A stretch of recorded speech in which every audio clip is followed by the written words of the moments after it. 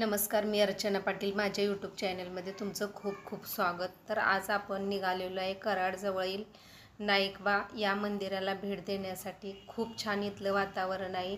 हा डोंगरामध्येच नाईकबा आहे. तर तुम्हाला हा आजूबाजूचा परिसर कसा दिसतो बघा. आता तिकडं पूर्ण म्हणजे कोरडवाहू शेती असल्यामुळे इकडं डोंगराळ भाग आहे आणि डोंगरावरतीच नाईकबा मंदिर आहे.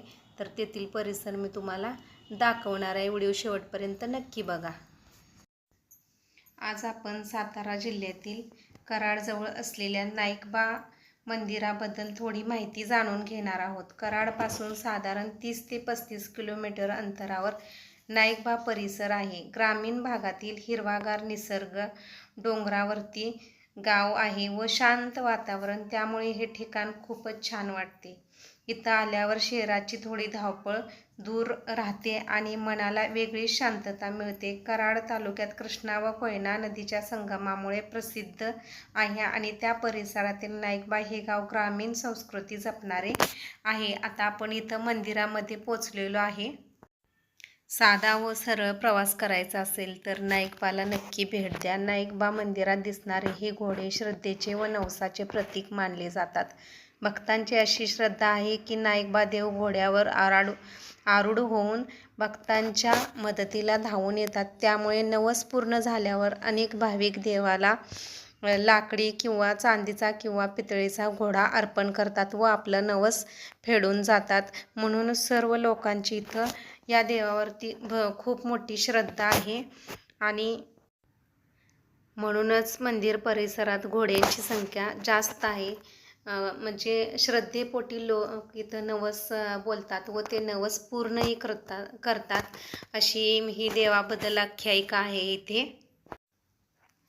आता तसं बघायला गेलं तर नाईकबा मूर्ती ही दगडी पाषाण आहे आणि ह्या मूर्तीबद्दल स्थानिक भक्तासाठी खूप पवित्र मानली जाते. भक्तांची अशी भावना आहे की या पवित्र पाषाणात नाईकबा देवाचा वास आहे. म्हणूनच दूरवरून भाविक येथे दर्शनासाठी येतात व आपल्या मनोकामनेसाठी नवस बोलतात. नाईकबा देवाची ही दगडी पाषाण मूर्ती केवळ एक शिळा नाही तर हजारो भक्तांच्या श्रद्धेचे व विश्वासाचे पवित्र स्थान आहे. ही खूप मोठी शिळा आहे. नाईकबाच्या नावानं चांगलं. मंदिरामध्ये आल्यानंतर आपल्याला खूप अशी शांतता मिळते. आपण आजच्या धक्काधक्कीच्या जीवनामध्ये आपल्याला अशी शांतता मिळणं खूप कठीणच आहे. म्हणून तुम्हीही नक्की या नाईकबा मंदिराला भेट द्या. आणि हे मंदिराचा हा बाहेरील परिसर आहे. खूप मोठे म्हणजे मंदिराचा हा परिसर आहे. इथं बाहेरच नारळ फोडले जातात व हा आजूबाजूचा मंदिरातील म्हणजे गेल्या 5-6 वर्षापूर्वी हे मंदिराचं बांधकाम पूर्ण झालेलं आहे आणि मोठा मंदिराचा परिसर आहे. पूर्वीचं मंदिर होतं ते अगदी जुनं होतं आणि अगदी म्हणजे उघड्यावरतीच होतं.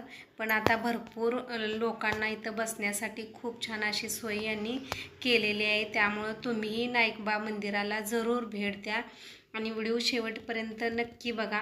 व्हिडिओ कसा वाटला कमेंटमध्ये नक्कीच सांगा आणि नाईकबा मंदिर बघितल्यानंतर आपल्याला जे काय वाटेल ते कमेंटमध्ये नक्कीच सांगायला विसरू नका.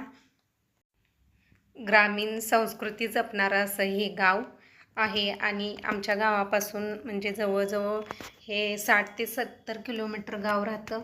इस्लामपूरपासून सुद्धा इथं म्हणजे डायरेक्ट नाईकबापर्यंत गाड्या आहेत आणि कराडवरून सुद्धा पण इथं सारख्या गाड्या नाहीत.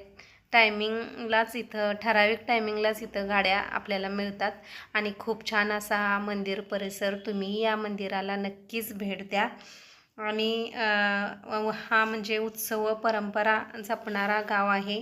जर तुम्हाला निसर्ग आवडत असेल तर गावाकडची शांतता अनुभवायची असेल तर तुम्ही नक्कीच नाईकबाला भेट द्या.